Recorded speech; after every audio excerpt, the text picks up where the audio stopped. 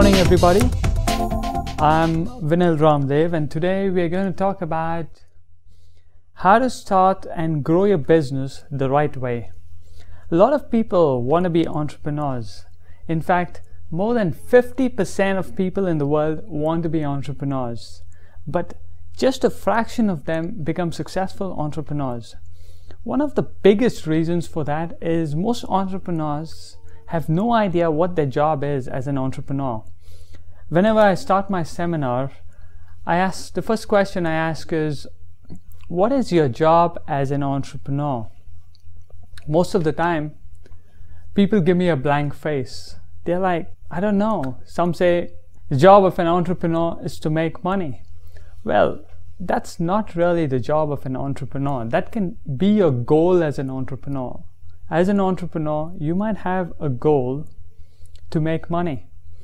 Even if you're a software engineer for that matter, your goal is not to make money.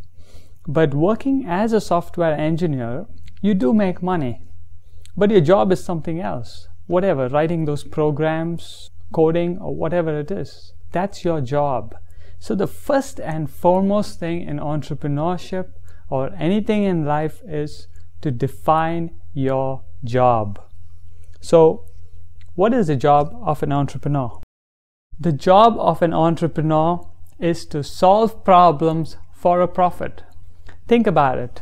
Every business, every individual is solving a problem for a profit. So if you want to be a really successful entrepreneur, you have to solve problems for a profit. It's as simple as that. If you're not benefiting anybody, if you're not solving problems for a profit, you will not be successful as an entrepreneur. So this is always the first step in entrepreneurship, is to define your job. So make sure you get clarity in that and make sure you define your job. Now that you know what your job is as an entrepreneur, let's move on to the next step. A very common question I get from people is, so what do you think is the next big idea? Let me tell you, there's no such thing as next big idea. There are so many ideas and so many businesses that one person has been extremely successful at it and another person with that exact same idea has failed. So you never ask the question, what is the next big idea? It's the wrong question to ask. You should never ask it. Instead, ask, what problems can I solve for people? Okay? So before you do this, instead of asking the next big idea, so what do you ask? The question you need to ask is, who is your target market? You need to identify and define your target market first. Find a group of people whose problems you'd like to solve. Always find a group of people whose problems you'd like to solve. You cannot solve the problems of the entire world. You cannot solve the problems of 100 different groups. You can probably solve the problems of 2 or 3 different groups. So you need to identify a target market. What is a target market? A target market is nothing but a group of people with similar needs or wants, or a group of people with similar problems to solve. So you find the target market, and usually when I tell people find the target market, most people say, how do I find the target market? It's very easy. I'll show you 3 specific methods on how you can find your target market. The first target market you can identify is yourself. Every individual is unique, but every individual fits into a particular group. For example, myself, I fit into a group of entrepreneurs. You could be a college student. You could fit into a group of college students.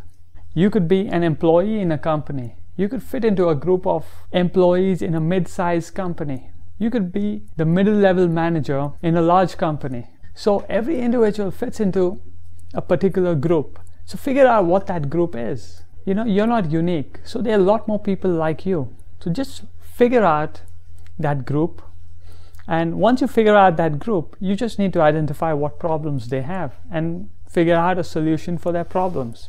One of the biggest advantage in you being your own target market, that is catering to people who are like you, is you already know some people who are like you.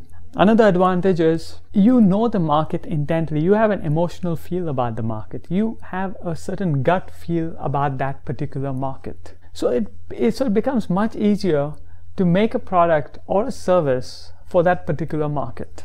The next group you can identify, or the next target market, is your family and friends.